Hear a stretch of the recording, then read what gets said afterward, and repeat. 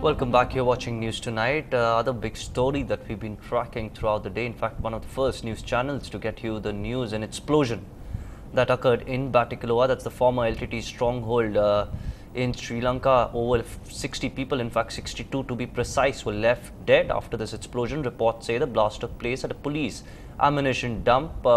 Industrial dynamite, in fact, in 2 containers were being transferred to a Chinese contractor when an accidental fire set the entire container on blaze, which led to the explosion in both the containers. And also Mr. Lakshman Halagale, the chairman, in fact one of the spokespersons of the Sri Lankan government, joined us and gave us more details. So there had been an explosive at around 11:30 in the morning today at Karibenaru police station. This was an accidental explosive truck has been exploded accidentally, which was these explosives brought for the construction of road and a tank by a Chinese company. So unfortunately, the 2 Chinese people who have been in the truck and some of the police officers and some civilians who have come to report various things to the police station have been killed. At this moment, the information what we have is around 25 people being killed and some others are being injured. So the numbers are still not sure. The investigations are going on, but it's totally an accidental incident. Well, moving on to our big national story, a plea to defer verdict on the Ram Janmabhoomi Babri Masjid title suit has been rejected by the Allahabad High Court. Now, this means that the verdict in the 60-year-old case will be pronounced on September 24th. The court will decide on that day on who the Ram Janmabhoomi Babri Masjid land belongs to. It will also clear up the issue of whether or not a masjid was built after demolishing a temple at the site. This has been one of India's most divisive and sensitive disputes. A defendant had pleaded that the verdict be deferred on the grounds that it would result in a breakdown of law and order. If the court had granted it, the verdict could have been delayed by 6 months. This defendant has now been slapped with a fine of 10 lakh rupees.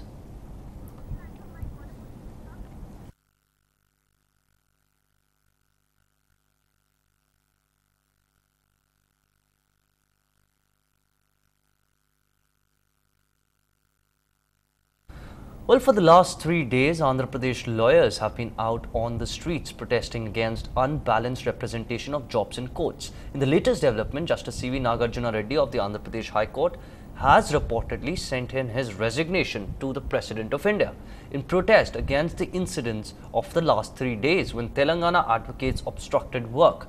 No justice has been dispensed in any court in the Telangana region for 3 days now. Lawyers belonging to the region say they want 42% of all jobs in the courts in the region, while the government says the quota is already in place. The lawyers claim everyone who lives in Telangana is not a native of the region. Nearly 100 courts all over Telangana have been virtually shut down, with advocates belonging to the region boycotting work.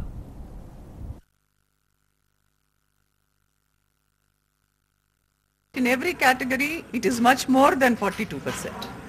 In certain categories, it's 45, somewhere it is 46, it's 48.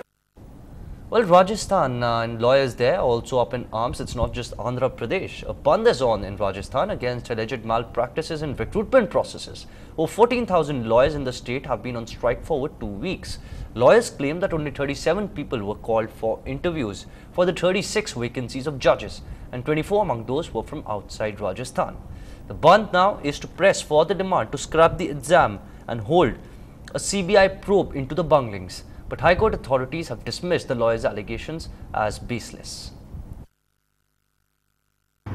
उसके result declare हुए और results में चूंकि राजस्थान के लड़के कम आए और other states के ज़्यादा आगे, इसलिए इनको ये लगा कि भाई धांधली हुई है, जिसका इनके पास कोई आधार नहीं है.